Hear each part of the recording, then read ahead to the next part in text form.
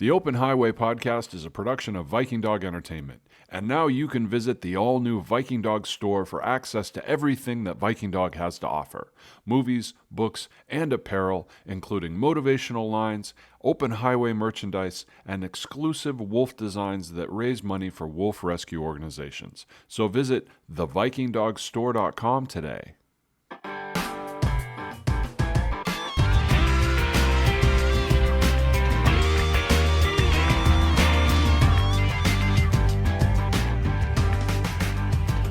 So like I said, we're really casual on this. It's about you, my friend.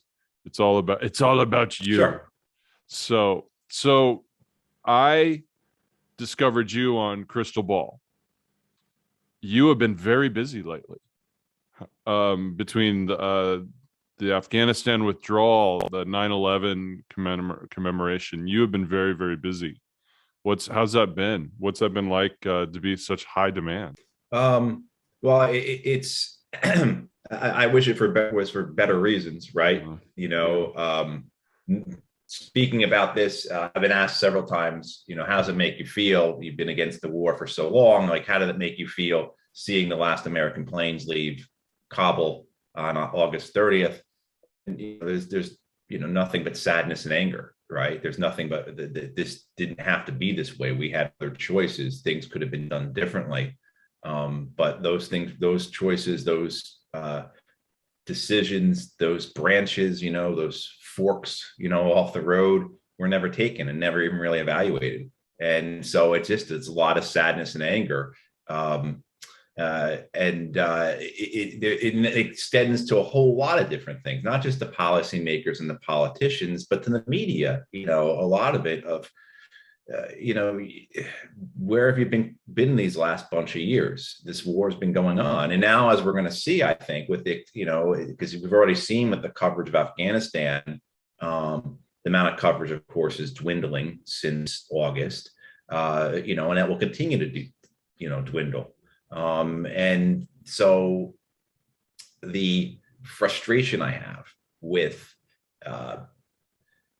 and you can't cover everything, of course, right? And there's only so much, a media outfit can do.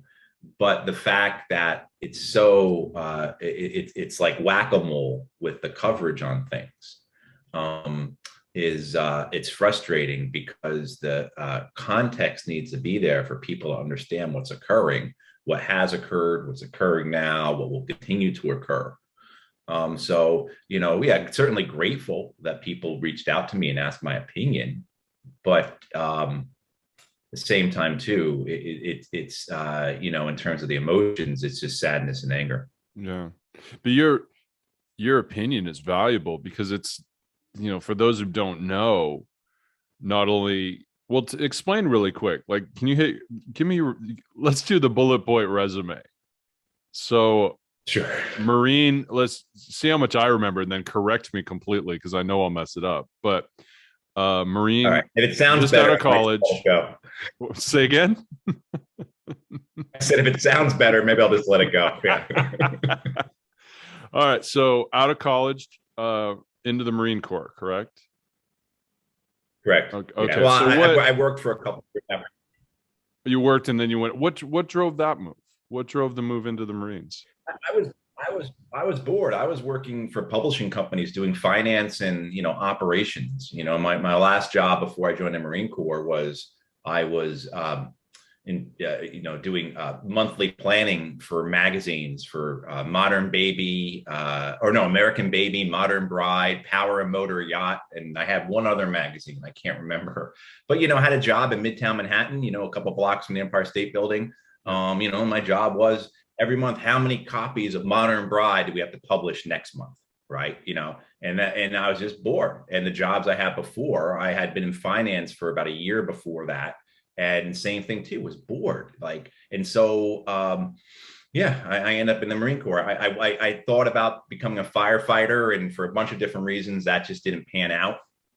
And one day I saw in the New York Times an advertisement for Marine Corps officers.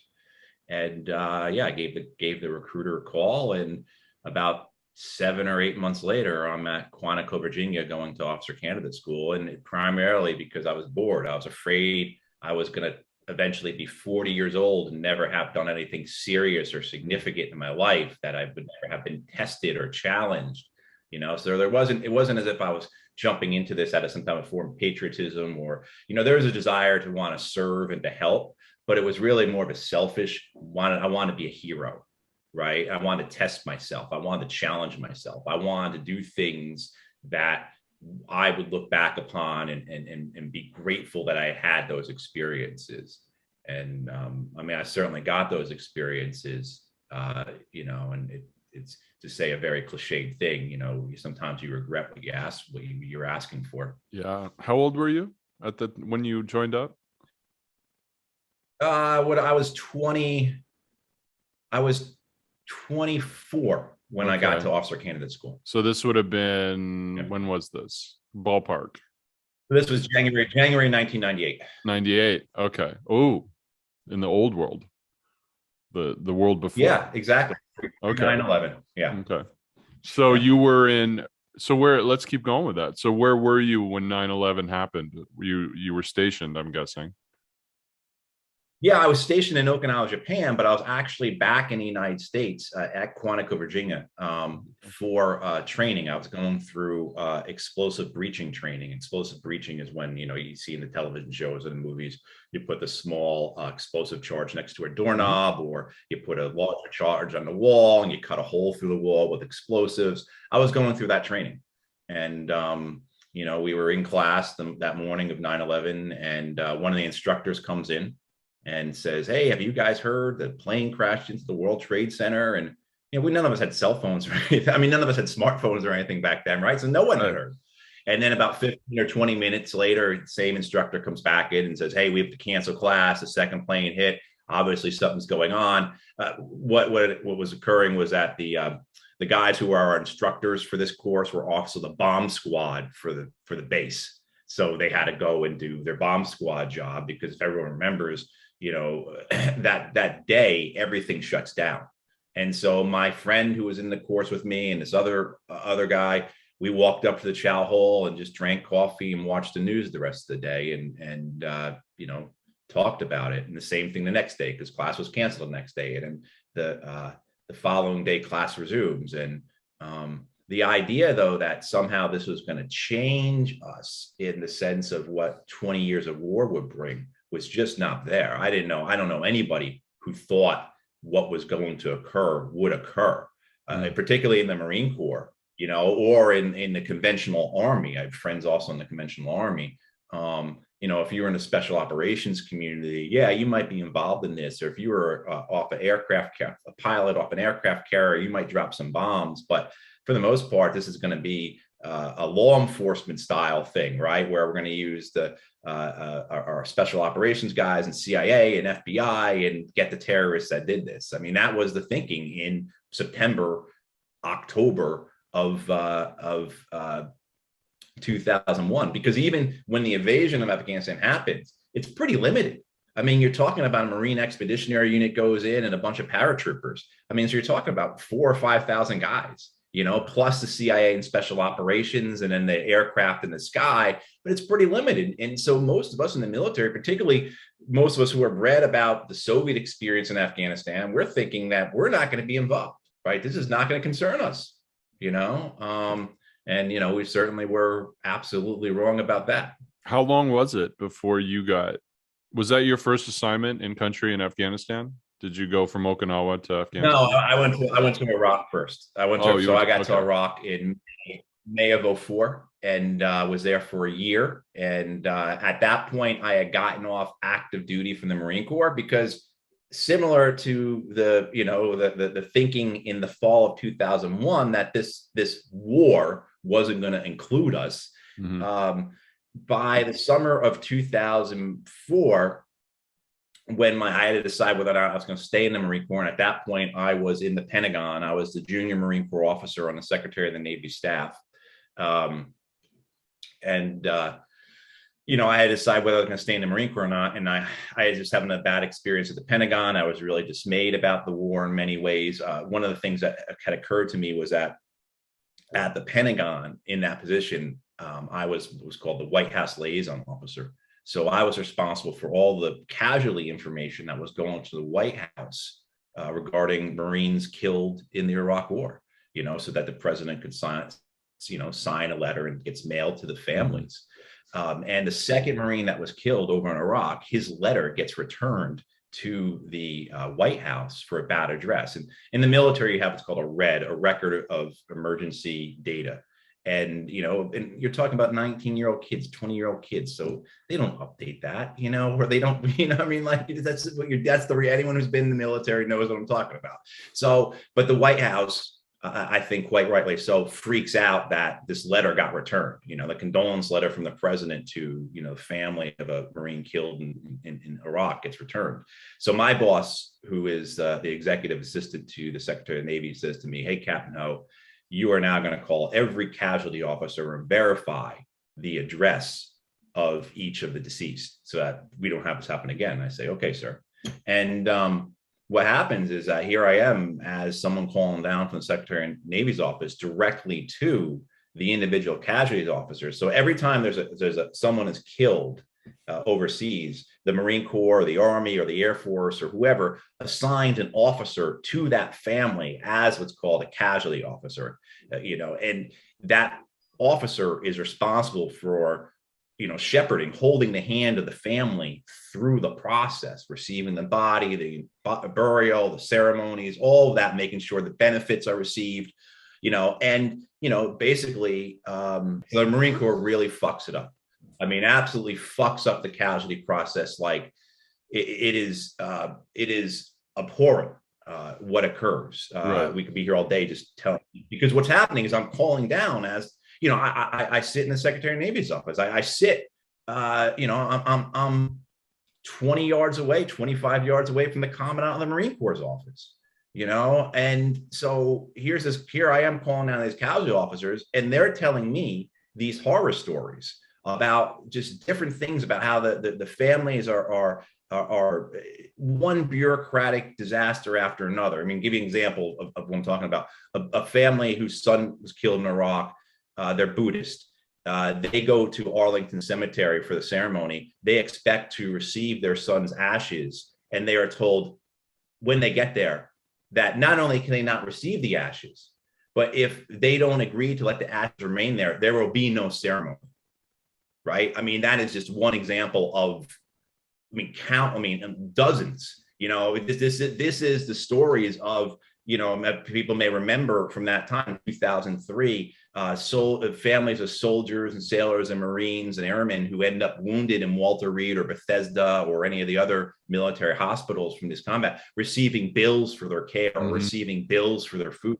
This was the type of thing, and not only that, the families then start being in contact with me. And so I'm in contact with at least 20 different families representing the Secretary of the Navy of, Marines who were killed. And this is all getting channeled through you. This is all. So you're the lightning rod. Yeah, because what can happen is I talk to I call to some other captain or some other major or some major who's assigned as the casualty officer for these families. And, and I always hey, I need to verify the address for the letter from the White House. And they say, yeah, that's correct. Or no, it's this. And then I'm a decent person or polite person, right? So I say, is there anything else I can do for you? And they say, as a matter of fact, yeah. And I mean, it's just one thing after another. A lot of it was solved by me just walking next door or 2 doors down to the commandant's office, talking to a guy, Colonel Sims, who, was just a hell of a guy, who was the executive director for the commandant's office, who could pick up the phone and basically get anything done in the Marine Corps. And, between him and I, we were able to iron a lot of the things out. I mean, we're talking about stuff like a kid who was from, I can't remember whether from Bolivia or Peru or Ecuador, but he wasn't an American citizen. He gets killed in Iraq, and Immigration and Nationalization Service says, yeah, well, he can become a posthumous American citizen after you pay us the $450 fee to get his citizenship. I mean, it's stuff like that. I mean, just stupid, bureaucratic, nightmarish stuff that causes the families not to hate the Marine Corps because their kid was killed in Iraq, but it causes the families to hate the Marine Corps because of how they were treated after their kid was killed. Right. I mean, this gets to such a point that I actually write a 4 or 5 page letter for the secretary describing what's going on. It doesn't go to the secretary, it goes to the chief of naval operations and then the commandant. The chief of naval operations says, this doesn't concern me. This is the Marine Corps screwing this up. The commandant supposedly takes my letter and throws it at Lieutenant General Parks, who is in charge of manpower and reserve affairs for the Marine Corps. And then this is where this whole story goes. Why I get out is I get phone calls from Quantico, Virginia, where the personnel, the HR department is from the Marine Corps. These colonels saying to me, calling me up a captain, so a colonel calling down to a captain and threatening me. You got and all this time, these months, I have been communicating to the casualty officers, the casualty office and the personnel office down at Quantico that, look, this is screwed up. You guys have got real systemic problems here. This is not 1 or 2 issues. You've got a systemic breakdown where the Marine Corps is just, crapping on these families. I mean, the whole idea of the Marine Corps taking care of its own and blah, all the propaganda, the bumpers, posters, the rhetoric proves to be just exactly that. And I get nothing back. And so by the time I write this letter and it goes to the commandant and it comes from the commandant down on these guys, then their response is not to fix it or address it or say, hey, yeah, this Captain Hoh guy, I see I've got 15 emails from him and, however many phone calls about this. But it's to call me and threaten me. And these are the guys at the personnel, right? Head of the personnel. So they're saying stuff to me like, you've got a really easy name to remember. If you think you're going to any assignment at any point in the future that you are going to enjoy, I mean, like threatening to send me to, some remote radar station in the Bering Sea, right? That type of thing. That was the response to the fact that the casualty process was broken in the Marine Corps, was to threaten the guy who was. And so at that point, along with the fact that, all right, I don't know how much longer this Iraq war is going to be going on for, as the summer of 2003, right? So I'm going to get out. And I end up, though, joining the Department of Defense as a civilian, going to Iraq in May of 2004 as a Department of Defense civilian officer who is supposed to be working for the Ministry of Youth and Sport. And my job was I was supposed to have a $20 million portfolio to help rebuild athletic facilities, soccer fields, youth centers, things like that, all through Iraq. I would basically be attached to the Iraqi ministry and help administer this money. And about not very long after I'm there, that money gets taken and given directly to the Supreme Council for Islamic Revolution in Iraq, SCIRI, which is an organization that was supported by Iran. And this is the parent organization that people are familiar with, what's called the Badr Corps. The Badr Corps was one of the strongest and most violent militias in Iraq. They filled out a large portion of the death squads that occupied the Iraqi police. And that $20 million I have was given, which was all in cash, was given directly to SCIRI, to the Supreme Council for Islamic Revolution in Iraq, in a handshake deal between a corrupt American official and the ministry. And then I was sent to Crete to work on a reconstruction program up there, where I spent a year doing reconstruction work and political work. And that's where I think, people have heard me in other places describe the amount of cash I had. I had one program that was $50 million in cash. The most I ever had in my person was $24 million in cash, all $100 bills, serialized, shrink wrapped right from the Federal Reserve, just like you've seen in the photos or heard about, comes off of pallets of planes right from, the printing press. That's what I was doing, was paying out millions of dollars for reconstruction programs. And at that point, of course, this was counterinsurgency stuff. So the dictate of, or the doctrine of money as a weapon system, so this money was meant to be used to achieve effects. And that's what I spend my first year in Iraq doing. And I think that's something that, American people have the, maybe it's selective understanding, maybe it's self-imposed, but I think a lot of Americans don't think about all the money that flows in or flowed into Afghanistan and Iraq. Um, don't understand how it, like you said, it's like you had $50 million that was supposed to go to these certain programs, and how easily that got diverted to something else. Yes. And the short memory that people have. You know, if you ask somebody about the conflict, they're like, "Oh, well, we had soldiers there. We fought for freedom. We did this. We overturned Saddam Hussein." You know, da da da da da da. And they forget that how much of the political work or the army work or the military work is cash. You know, you and I chatted briefly, and I remember hearing in the other interview, to jump to another country, is the drug trade in Afghanistan, how using that cash to funnel through the system in order to fund the proper people. It all comes back to money. It's so often we want to talk about the soldier and the human aspect of it, but money makes the world go round.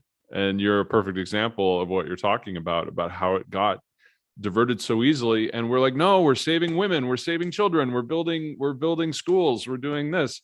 No, no, that's not how it's working. But don't worry about it. Everything's going fine. The war is going well, you know, hurrah. But it's, so you're there, you're dealing with all that. I want to sideline just to fill in a gap in the story. Um, you had a traumatic incident at one point. Can we fill that in on the timeline and tell me a little bit about that? Your injury, Which the well, injury. I have my traumatic brain injury. Mm-hmm.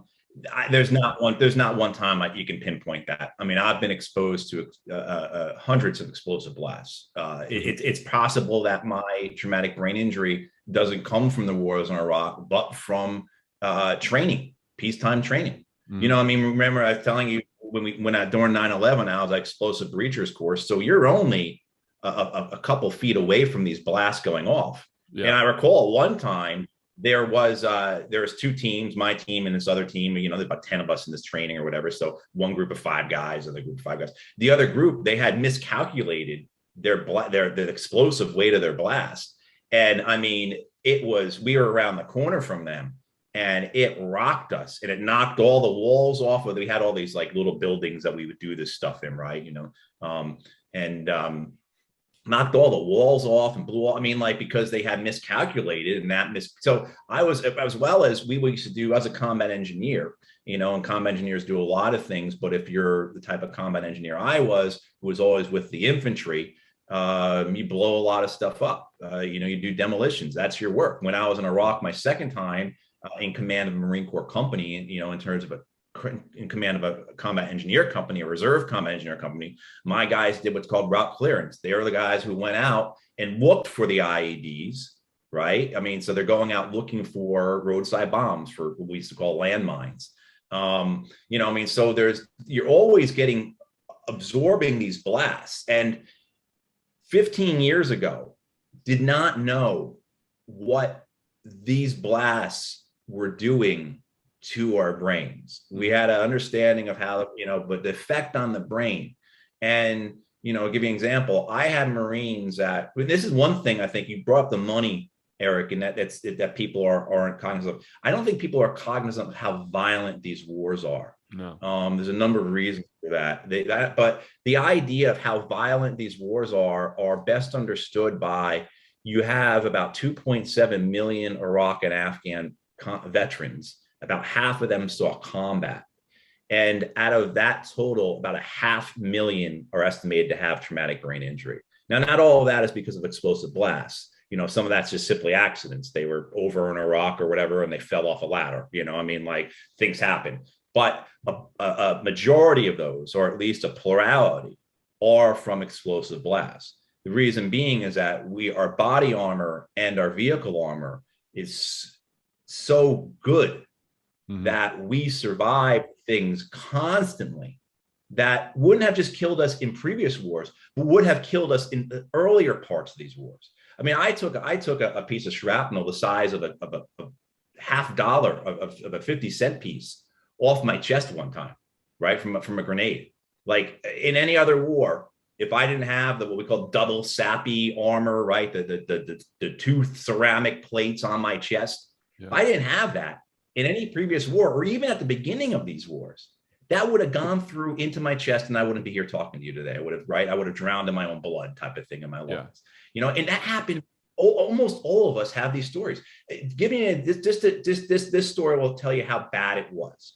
Again, maybe there's a little more because my guys were out doing route clearance looking for these IEDs, but I had Marines who, in our 7.5 month long deployment to Iraq from 2006 and 2007, I have Marines who were hit, their vehicles were hit more than 10 times by an IED. Not a near miss, not it blew up next to them, actually hit. I had at least 6 Marines who were in vehicles that were hit 10 times or more by IEDs.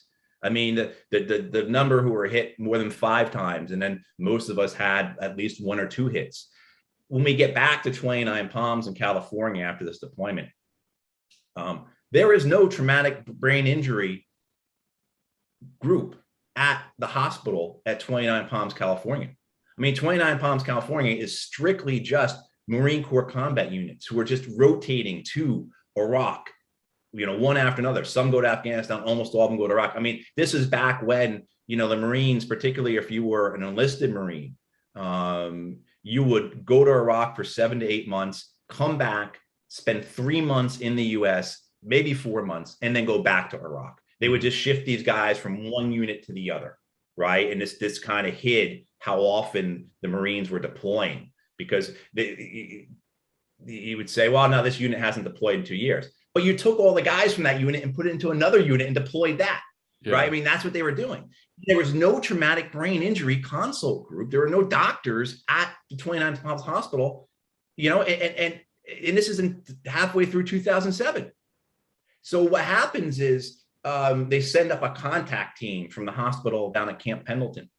And I'm a captain, and my first sergeant, we're told this contact team is coming, and you need to send to the contact team those Marines that you feel need to be seen by the contact team. So they're asking some captain and first sergeant to make this medical diagnosis of their Marines, right, and sailors, and determine who needs to go see the doctors, right? So I don't know. We have my first sergeant, I don't know.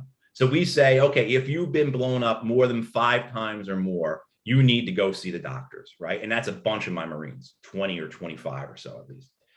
And what happens? What do you expect happens when you send a Marine to go see a doctor or a corpsman, and they ask how you doing, and that's basically the extent of the examination. How you doing today? I'm doing well, because that's who we recruit. That's what we want. That's what we expect, right? And that's the extent of the traumatic brain injury consult in 2007.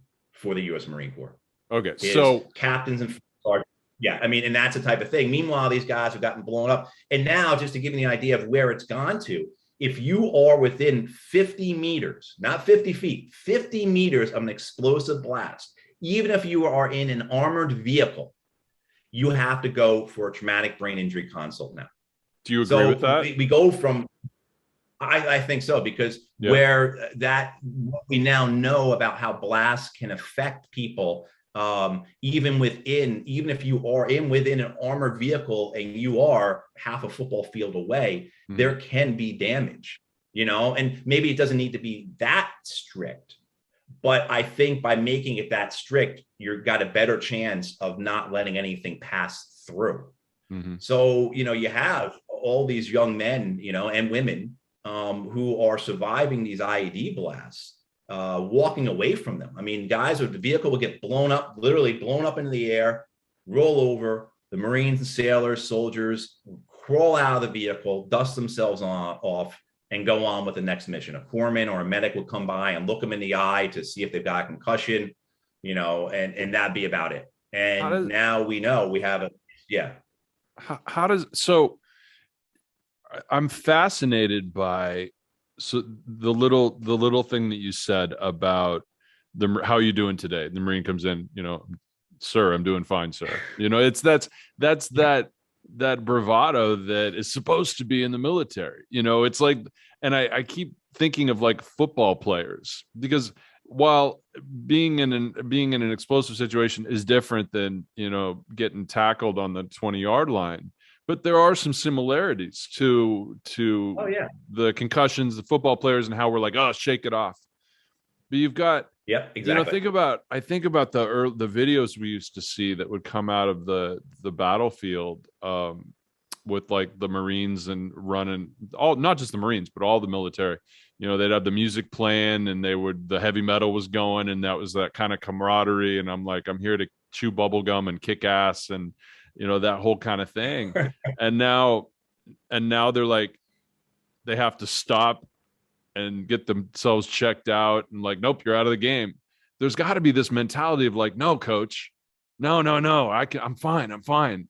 How do you get past that? How do you get past that bravado? How do you talk to these men and women and let them know it's I don't know. okay to step back? I don't have a good answer for you. I don't. I mean, I stood in front of my Marines and said that exact same thing how many times? And then when it came to myself, I did exactly the opposite, right? I mean, so I stood in front of my Marines and sailors, you know, whether it was the traumatic brain injury stuff, which we didn't know much about in 2007, but we did know more about PTSD. Yeah. And I stood in front of my Marines you know, in California, in Iraq, in Kuwait. We are from the East Coast, so back home in Virginia, you know, how many times, I don't know, and said, if things aren't going right, if you're having problems, and, you know, you don't need to, you know, I give them the whole pitch and everything else. And then when I was going through it, though, I didn't listen to my own advice. I mean, this is the type of people that you're trying, not just you're trying to recruit, but you're also, this is the whole purpose of the culture of the military. All the training, you know, is the training is focused on getting these kids to kill and to be a consummate team player. Mm-hmm. Right. I mean, that's the whole, you know, whenever you see the videos of Marines and soldiers or whoever drilling, like, marching around back and forth with the rifles, and, you know, that whole thing is, you know, that goes back to, you know, pre-American Revolution. I mean, that goes back to the Romans. I mean, that idea of imposing that strict obedience, that allegiance to authority, you know, and it's more complicated than that. That makes it sound very banal, the allegiance to authority. It's more about being part of a unit, being part of a team, doing your part all the time. And I can tell you that, just like in the movies, where you see a soldier or a Marine get wounded and you go to visit them in the hospital, and the first thing they want to know about, you know, is about how the other guys are doing in the unit, and when can I get back to it? That's completely true. Yeah. That's completely true. That is exactly every time I visited a Marine or a soldier, whether it was whether a hospital in Iraq or back here in the United States, that was honestly what they said all the time. All they cared about were, how are the other guys doing? I am so ashamed I am here. I feel like I've let them down. I mean, kids who got shot, you know, I mean, right, you know, shot by an Iraqi insurgent or an Afghan Taliban, you know, or blown up or whatever, you know, and they feel guilty about leaving their guys behind because they got shot or they got blown up. And I mean, it's in this, that I think a lot of it is the crux of my anti-war activism, is that these kids don't deserve this. This is bullshit what we put them through. Like what they have gone through, what they went into, what they gave their all for, what they would give their all for. They don't deserve what they were subjected to, what occurred to them. And just to say, in the same vein, what happened with the Iraqis, the Afghans, etc. By no means do they deserve it at all either. I mean, there's the suffering on either side. It's a clusterfuck all the way around. I mean, that's the only way. Absolutely. War is always. There's no. Yeah, there's no purpose in any of it, and that's if you know, when I resigned from Afghanistan in 2009, you know, that's what summarizes my resignation, is that I can't go home and go to a funeral and tell a mother or a wife, or I mean, I'm not trying to be gender unbalanced here, but I spent almost all my time at this point. Almost all my time is with men in the military. so the funerals I went to were always of young men. Right. And, I can't go to another one of those until, until their family, their friends. I mean, the funerals I've gone to, like you go to a funeral of a 19, 20-year-old kid, their entire high school class is there, and all these pretty young girls are crying, and I mean, it's the mothers are in such pain. The fathers are just standing there they've got looks on their face like they got hit in the head with a shovel. This is blank look. What the fuck is going on? How did this happen? That's the look on the face of the men. The women are in tears, I mean, and how can I go and say this was worth anything to any of them anymore? Right. So was there, it takes me way too long. Yeah. But Was there, okay, so let's talk about that. So you received a lot of notice and press about when you made this decision, when you decided to step down. So lead me up to that. Was there a line in the sand? Was there a tipping point? Was it more general? Like, walk me through this decision making process. It was general, Eric. I get to the point where, so I come back from that second deployment with the Marines, and I resign from the Marine Corps. I mean, resign, get rid of my commission, and I'm going to go into commercial construction, and that's what I want to do. And, one thing after another, I end up back. What happens is I'm actually about to take a job with a company in Baltimore, and this recruiter for the Pentagon calls, a contractor from the Pentagon calls, and the Pentagon had was called the Joint IED Defeat Organization. And he found my resume on LinkedIn or wherever, and he says, it's got my resume. It says, I commanded, I was a Marine Corps company commander, this, that, and so he calls me. Remember, his name was Eli. I mean, this guy, the guy who sell a box of nuns to a condom. I mean, a box of condoms to a nun, right? I mean, one of those kinds of guys, right?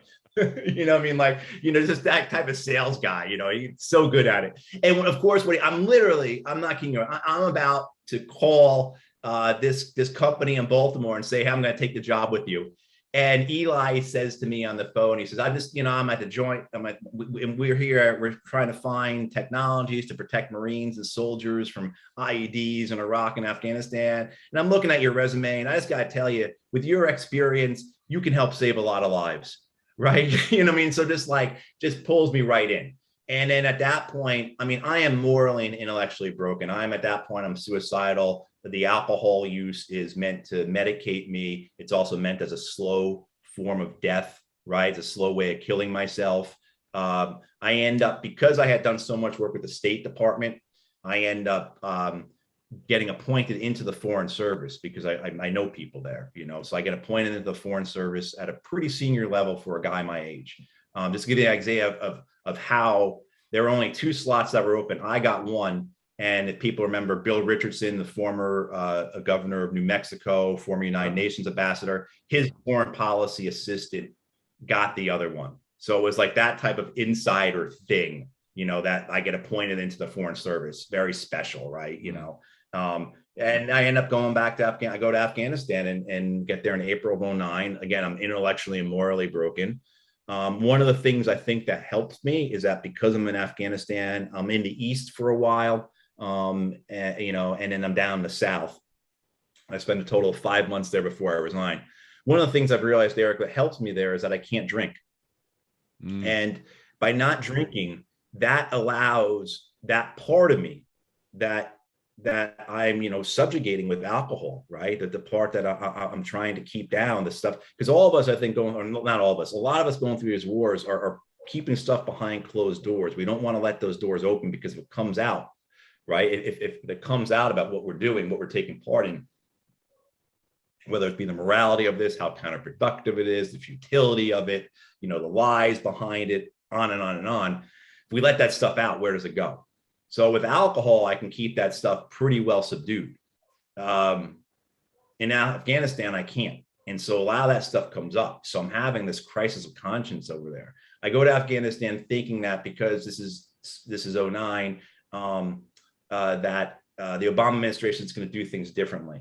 And I have reason to believe that. When General Petraeus takes command, Central Command, which is the warfighting command for the military responsible for the wars in the Middle East and the greater Middle East, Afghanistan included, Petraeus says in September of October of '08, he says, we're going to pursue a political, paraphrasing, we're going to pursue a political settlement in Afghanistan. So I go there as a political officer, thinking that that's going to be part of my job, is to talk to these guys and try and find a way to address the grievances of the insurgency. And just like had been done in Iraq in late 06, 07, 08 with the Sunni awakening and answering the grievances of the Sunnis and that, I was there when the Sunni awakening happening, and we went from having about 100 what we call TICs, troops in contact. So it's not really attacks; it can be anything, but basically 100 events a day in my regiment's area of operation to less than 10 a day in a span of a week or two. I mean, the violence dropped that greatly because in Iraq, and again, end of 06, 07, we answered the grievances of the Sunnis, which was basically, you guys have usurped us, you've occupied us. You've sent in these Shia army and police units to lord over us and prey on us. Give us our people back, give us our cities back, give us our land back, and we will split from Al Qaeda. And we find out at that point, how small Al Qaeda in Iraq actually is. I mean, you're talking about less than 10 probably in each city. I mean, that's honestly, because what happens is that as the Sunnis start giving up the Al Qaeda networks, and as our special operations guys go in to get them, we're finding that these Al Qaeda cells are 6, 7, 8 people total. But that's not what we thought back here. Oh, no. I mean, that's not. That's and certainly not right. I mean, but if you were, in the reality, and we did know that, intelligence wise, we knew that intelligence wise, Sunnis were 97, 98% Sunni nationals. I used to say it's about my Marines. I had 153 Marines and sailors in Anbar province. And I used to say that if these were young Iraqi Sunni men in Anbar, 51 would be dead, 51 would be in Abu Ghraib, and 51 of them will be fighting us, because there is no difference between my young men and the young men that we were fighting. Mm-hmm. So all of that rolls into Afghanistan. And I'm thinking, but what happens is that the White House chooses to escalate the war, chooses to win the war militarily. There's no, the divide and conquer strategy that had been utilized in Iraq, divide the Shia from the Sunni, was more or less being used in Afghanistan as well. You divide the rural Pashtuns of the South and East from the rest of the country and suppress them. I see that. So it's one thing after another. It's the corruption. It's the dead. I see kids over there with like their guts hanging out. Literally children with their stomachs hanging out. There's like that type of thing. It all that is getting to me. The elections. I'm there for the elections. And at that point, people remember in the summer of '09, the United States is sending thousands and thousands of young Americans to Afghanistan to ensure free and fair elections. And I'm at an Afghan army base at the elections, and I'm watching Afghan soldiers just stuff the ballot boxes, right? And, nothing is done about it. I'm basically told to shut up about it. Peter Galbraith, who's at the United Nations as the second in command of the United Nations, this is what he gets fired for, about the same time I resign, is over the elections, the corruption of it, the sheer theft of it. And the lies go on. Our boys are over there fighting for freedom in Afghanistan. Complete bullshit. You realize that the drug trade is controlled by the Afghan government. Because I'm over there now, so I'm reading what we know. I've got a better view of it, and it's clear. The governor that I'm a political officer, so I lived across the street basically from the Afghan governor in my province, and my job was to work with him every day. And this guy was talking about corrupt. All he was there for was the money. It was just a way to get rich.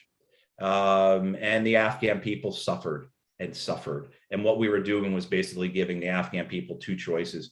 Either you can choose this corrupt, predatory government of warlords, or you can choose this corrupt, theocratic, repressive government of the Taliban, right? And we're going to make you choose by the barrel of a rifle. And we all know how that turns out. Right. So there's a bunch of things that so it's more general. So finally, I'm at the point where, I think there's one evening where I just realized that this is just, I get into a fight with my girlfriend back home. Something else happens. It's like all of the little things build up. Mm-hmm. And I have that moment of what am I doing? Why am I doing this? My father had sent me an email a couple months before that had a big impact on me. If people recall, Bob Herbert, who used to be a columnist for the New York Times, he had written an essay that summer because Robert McNamara, the former Secretary of Defense during the Vietnam War, had passed away, and Herbert had made parallels between McNamara in Vietnam and the war in Afghanistan. So there was things like that were hitting me. But it was just basically this moment where I just said, what am I doing? What am I doing? And yeah, so I wrote this resignation letter and sent it in, and yeah, I was back home, and I got there in April of 2009. I was back home by the end of September of 2009. So when you turned in your letter, what was the response? Was there a response, or were they just rubber stamped you out, or was it? I'm guessing they didn't beg you to stay. I'm really thinking. That's exactly what happened. Really? I sent it to my boss down in Kandahar, and he was a good guy.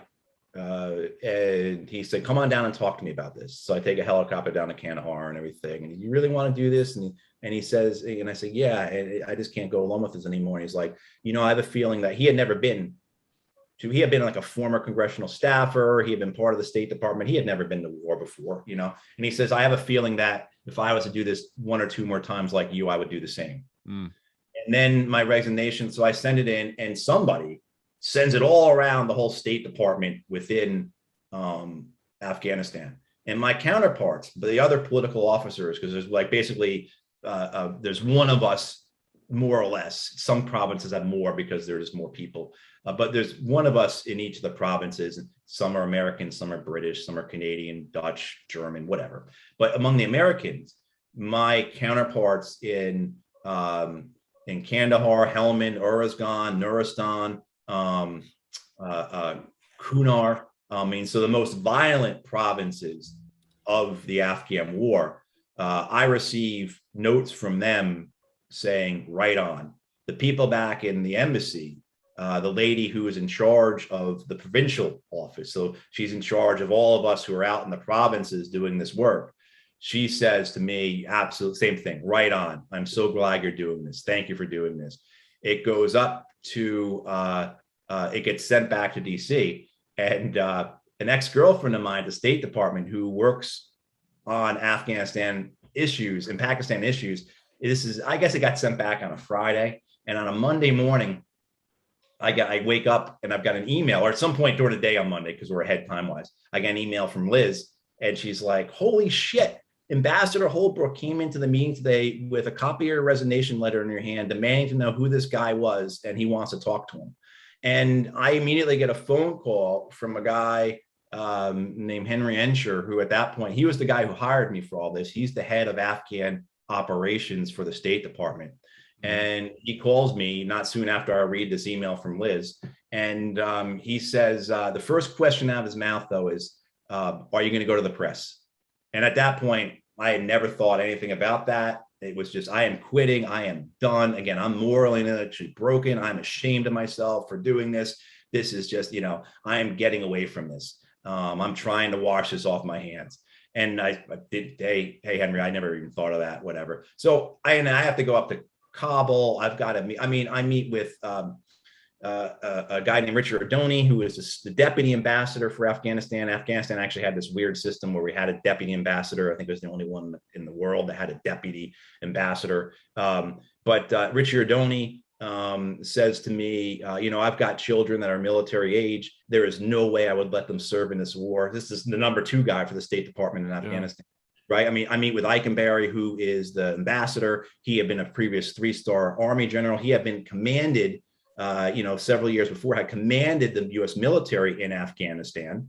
Eikenberry says to me, hey, Matt, if you stay, I will not only endorse your resignation letter when you leave next year, but I will write the introduction to it. I end up having to fly back home. I have to get on a train, go to New York, meet with Ambassador Holbrooke because the United Nations General Assembly is going on. So I have this surreal moment where I walk into the Waldorf Astoria, fresh from Afghanistan. I go up to Ambassador Holbrooke's suite in the Waldorf. I run into Sherrod Coper-Coles, who is Ambassador Holbrooke's British counterpart. Holbrooke introduces me to him. Coper-Coles, the British guy, says, "Oh yeah, I read your thing. You're absolutely right on." Right. And he says, "I'll see you later, see you later, Dick," and walks out, and then so I go in there and talk with Holbrooke for however long. And Holbrooke tells me, I agree with more than 95% of what you wrote. And I want you on my staff. And so he talks me into it. He browbeats me into joining his staff. And then after a day or two, what am I doing? I'm just going to have to do it. What am I going to do? I'm just going to write stuff and Holbrooke tells me that the president read my letter, that he knows that he sent it to the president, but I do know the president knew who I was. Yeah. But he knows that Secretary Clinton had read my letter and things like that. So it's intriguing to be, all right, here I got a spot to, but after a day or two or three of reflection, I call and I say, "I'm sorry, I just can't do this. I'm just done." And my point is to be done. And then there's a bunch of Forrest Gump-like experiences, right? Where, I end up, I'm back in Arlington, Virginia, and I'm going back to all my bars and everything like that. And, back into the drinking and I'm walking around, I'm carrying a copy of my resignation letter with me, because people are like, "What are you doing back here?" And so it's just at this point, "Here, read this." And I'm waiting for my stuff to get out of storage, right? I was in Afghanistan, so the State Department put all my stuff from my apartment in storage. So I'm living on an air mattress, and I've got a coffee pot I bought from Target, right? So I go to a bar to watch Monday Night Football, and my friend's a bartender. He introduces me. He knows my story. He introduces me this guy sitting next to me, who's a Washington Post editor. And we got talking. The first thing he asked me is, what do they have on you? What have you done? Drugs? What's your deal? Are you a malcontent? or did you get fired? I said, no, actually, I've got emails I've got my review. I've got glowing reviews. Et cetera, et cetera. And he says, "Okay, this is what you want to do. You want to call this number tomorrow." And, and he gives me basically kind of a direct line to the Foreign Affairs desk. And all I was hoping, Eric, at that point was just to write an op-ed. That's all I wanted. I wanted to write an op-ed in the Washington Post saying, "I resigned from the war in Afghanistan. This is why, and this is why we should not escalate the war, but rather end the war through negotiations, et cetera, et cetera." But that's so let's polish that up. So you weren't trying to be a whistleblower. You weren't trying to start anything. You just kind of had it up to here. You had your personal epiphany. Yep. And you said, "This is it." And then suddenly you're sitting next to a reporter from the Washington Post. Yep. And that's you weren't going after this. This wasn't a seeking. You weren't trying to be a publicity hound. You weren't trying to get a reality show. You do well on Survivor, though. We could get you. Maybe back then. You can only see me from the chest up, right? Not been. Yeah. But you weren't. You weren't. That wasn't the goal. No. I just want to be done, man. I want to be away from it. I was so broken. I was so ashamed. I was so sick over it. I just wanted to be gone from it. I just wanted to have a life. For so long, I'd had this duality in me of following this, of being an officer of the empire, basically, of being an officer of the empire, shutting down, and this other side that, when I was in college, where I was reading, where I studied philosophy and literature and religion and classics, and there was that side of me, and that side won, and okay, I'm no longer going to be an officer of the empire. I'm no longer going to be this numb piece of meat that's just doing his duty, and so that's where I'm at. Yeah. So the last time I had been in a newspaper or anything like that had been for high school track, back in 1991. I used to think about, why would people want to be a public relations officer or just talk about the stuff when you can do it? I just didn't, and then as well too, it's funny because a couple weeks after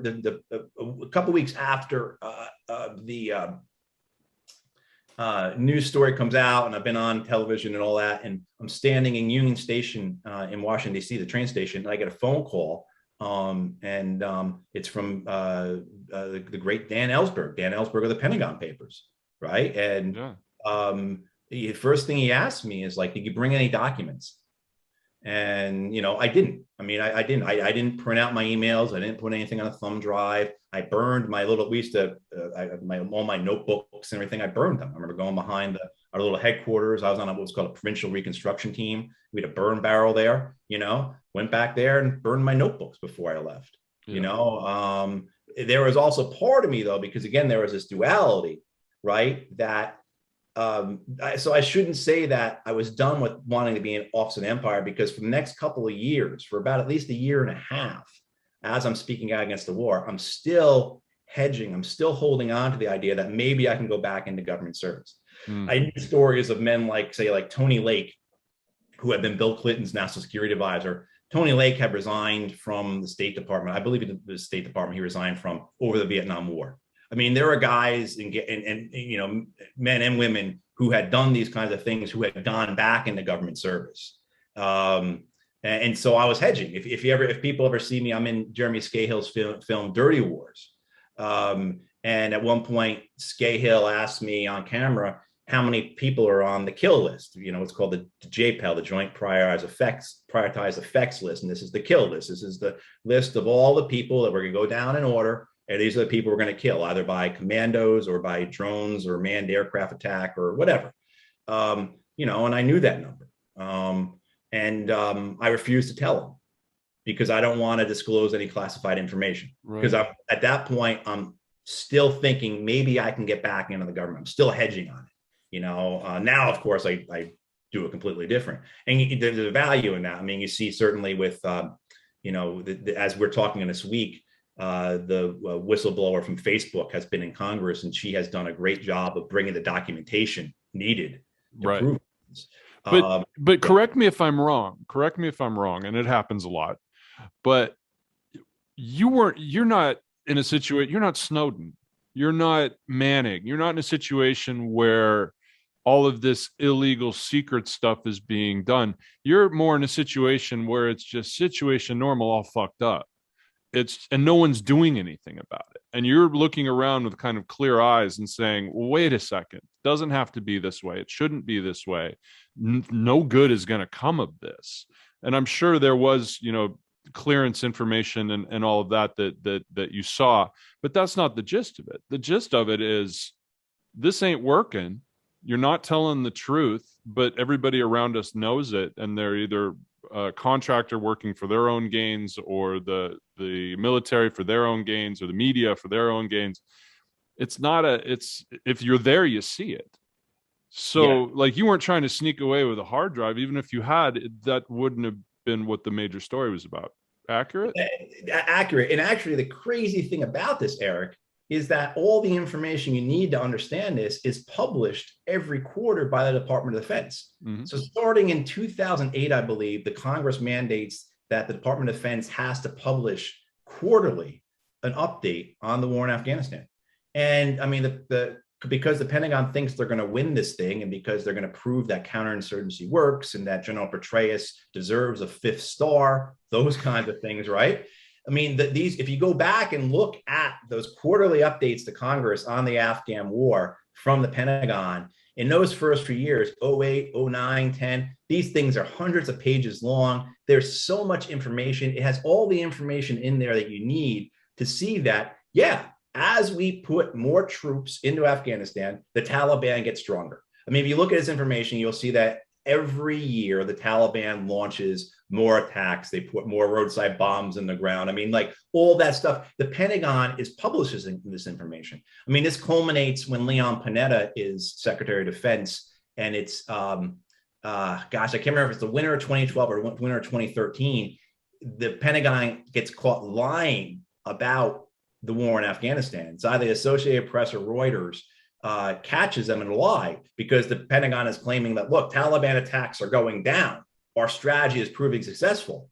And the Reuters reporter or AP reporter, whoever, pulls out a copy of the report and says, what are you talking about? Your own data says that they're getting stronger. And then at that point, Panetta starts classifying information. If you look at over the last however many years, that those reports go from being hundreds of pages of data to 50, 60 pages of qualitative assessment, right? I mean, like basically some wordsmithing about how we're on the right track, as long progress is right around the corner. All we need is some more time, and this thing will be won. More time. Next spring. Yes, no, that's a good point, though. I mean, I didn't, and I never actually, as over the years, I don't know. There's been times I think there may have been specific things where I said I wish I had a piece of information to prove what I'm saying, but for the most part, you could talk, because otherwise you're getting lost. You're missing the forest for the trees. And what's so amazing is that Barack Obama himself recognizes this. If you go back to Bob Woodward's book, Obama's Wars, there's a passage where Obama is being told how great counterinsurgency is and how this is what we have to do. And, and Obama says, you can't show me anywhere where this has worked. You can't. And the generals have to demur and say, yes, you're right, sir.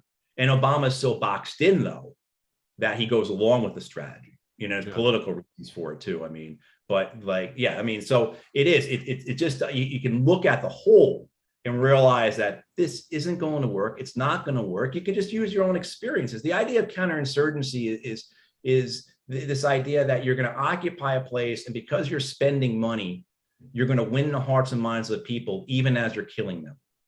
No. I mean, it's so absurd. It's so beyond a recognition of actual human nature and human relationships and societies and everything else. It's just peddled by these snake oil salesmen who were on the take from the defense industry, but also had their illusions of grandeur. These are people who thought they were going to be, within warfare, there's different generations of warfare. We're either in the 5th generation of warfare or 6th generation of warfare. I can't. But these people think that they're going to be architects of the next generation of warfare, and they populate these think tanks in Washington, D.C., as well as, and when I made that comment about Petraeus getting his 5th star, there was an attempt in Congress about 10 years or so ago to give David Petraeus a 5th star.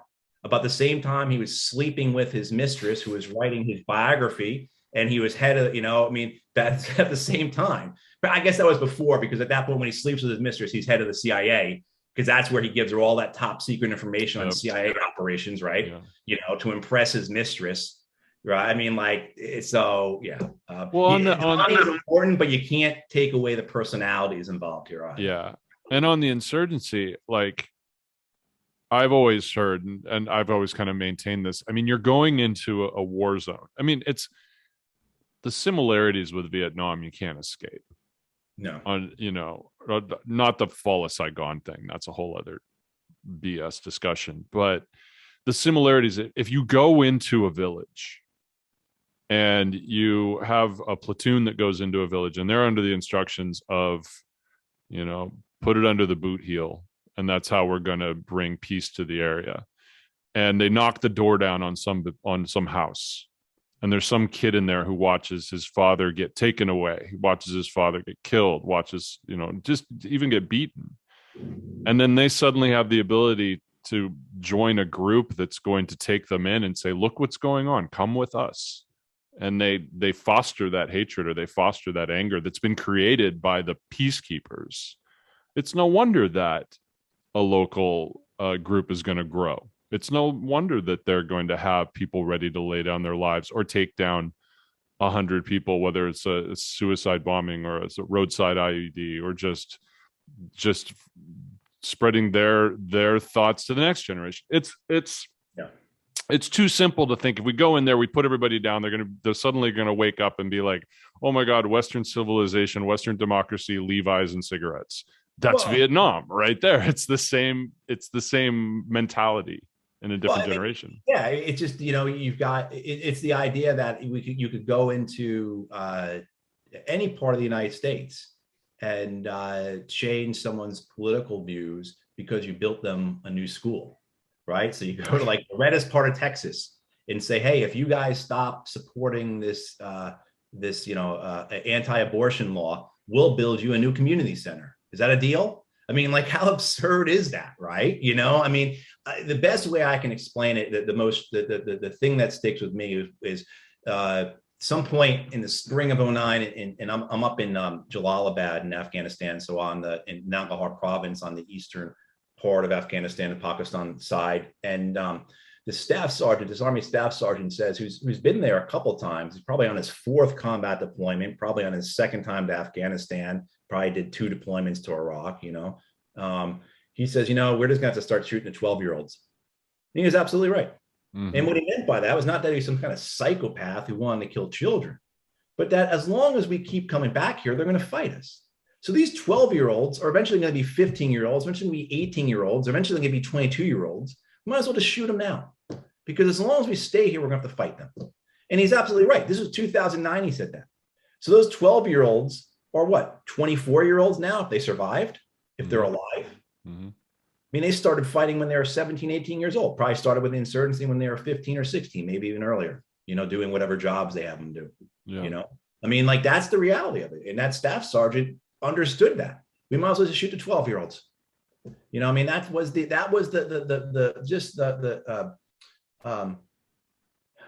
how upside down and how immoral and how crazed and how stupid the whole policy was.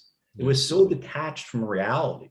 So, and if you asked anyone, I mean, I do this all the time when I encounter someone who was in favor of these wars. I say, what would you do what did you think when you watched Red Dawn? I mean, were you on the side of the Russians or were you on the side of the Wolverines? If people don't, I'm showing my age. Red Dawn was a film in the 1980s about the Russian invasion of Colorado. These high school kids band together. Their mascots, the Wolverines. They fight the Russians in the mountains and the woods. Yeah. Hugely popular. I was like 12 years old when that film came out. That movie had a huge impact on me. It did. I remember when it came out. I remember what would you do? We would fight. We would go up to the hills. We would do the whole thing. And I so often in both Iraq and Afghanistan, you'd hear guys say, we're not the Wolverines, we're the Russians. I mean, so many guys joined the military. People join the military for all kinds of different reasons. On the combat arms side, you tend to see more of the, I want to prove myself. I want to go to combat. I'm a patriot. You see more of that kind of stuff. Yeah. But you'd hear that, like, we're not the Wolverines, we're the Russians. When you did so let's go back to the moment with the Washington Post. Like, in my head, I have this dramatic scene from All the President's Men, like you're sitting at the bar and making sure nobody's listening. But I'm sure it was much more benign than that. Oh yeah, no, what was I drinking back Starbucks. I was probably on my 7th Miller Lite at that point. God knows how much Jameson I'd already drank. I mean, I was a very serious. I mean, the drinking was. I grew up in an Irish German family with firefighters, and then I went to college, right, and then the Marine Corps. The glorification of alcohol that already existed, and I've got alcoholism in my family. I'm an alcoholic, I mean, so like you can imagine what it was like. Yeah. But yeah, no, the Monday Night Football game's on. I can't remember who was playing. Chargers stick in my head for some reason. I don't know. But yeah, no, I mean, it is. And so I call the next day. And again, I just want to write an op-ed, give a chance to say why I think this is wrong. And rather than that, the young woman who answers my call, and she says, do you have, so I emailed them my resignation letter. And a couple hours later, I get a call back from Karen DeYoung, who is an associate editor at the Post. She had been Colin Powell's biographer. She traveled with Secretary Clinton at that point. I mean, I talked to Karen for like 5 or 6 hours on the phone. The next day I go in there and I've got to bring in all my fitness reports from the Marine Corps and anything I have to prove that I'm a credible they vet me basically. Mm-hmm. And about a week, not even a week later, about 6 days later, I get a call from Karen. She said, the story's going to go tomorrow. And she's like, this is going to change your life. And I was like, whatever, whatever. And sure enough, front page above the fold, 3,000 words.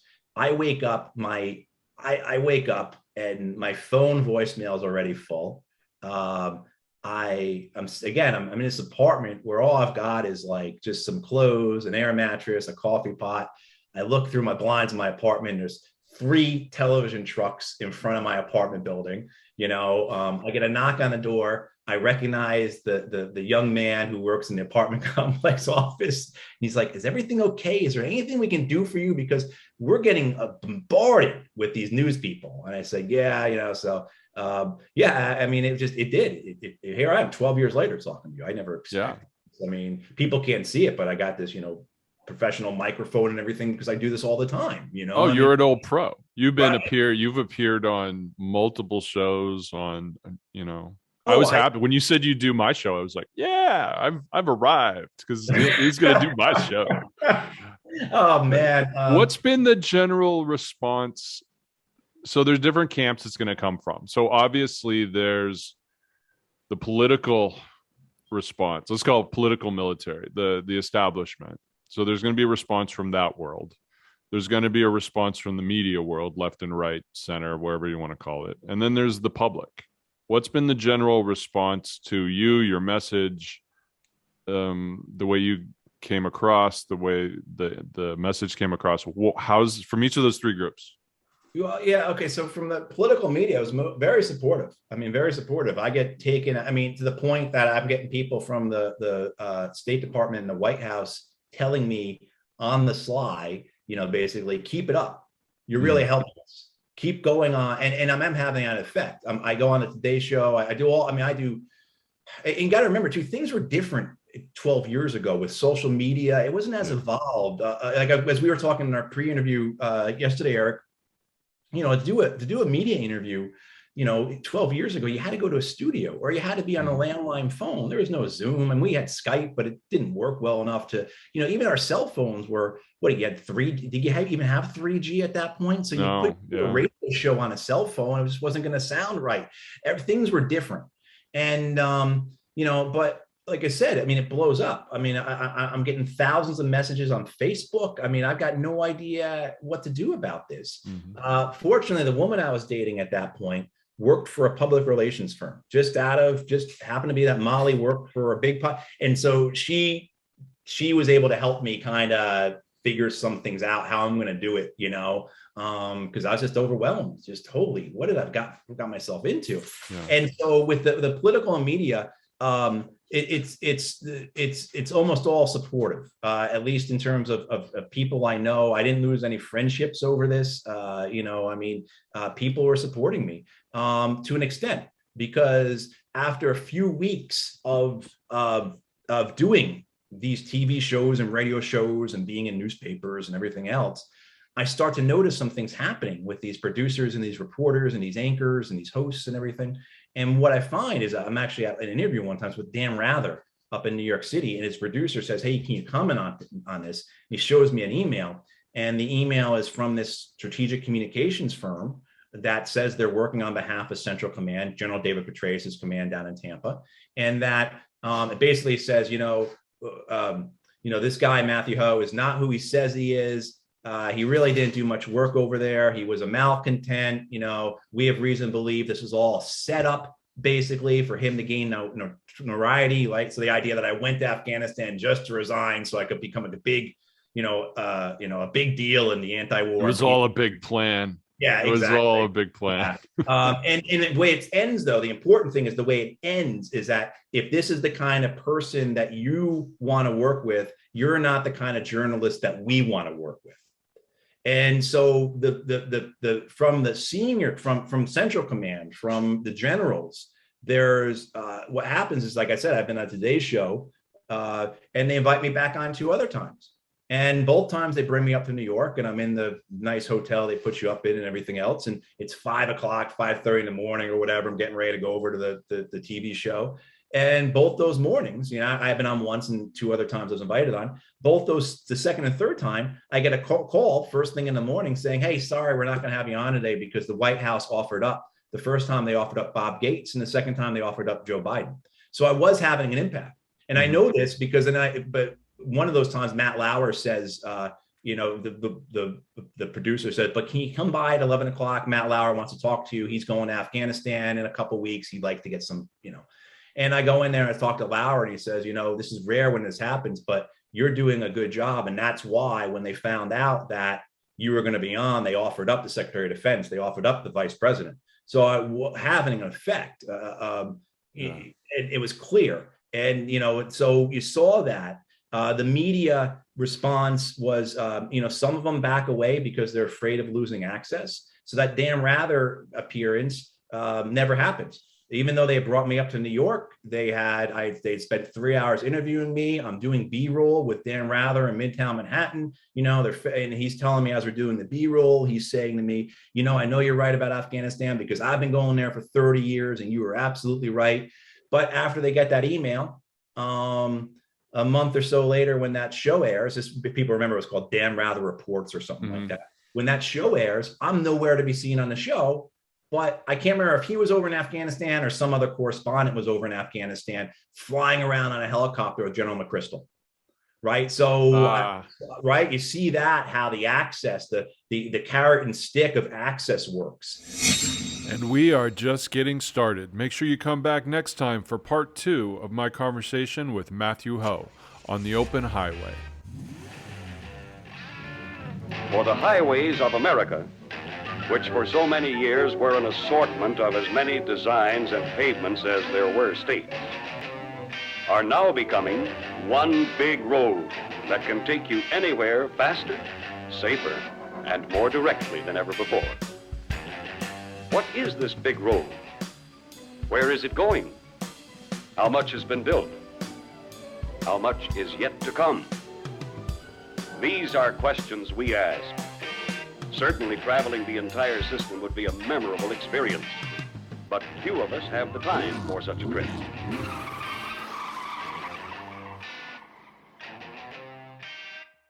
All rights reserved. Viking Dog 2021.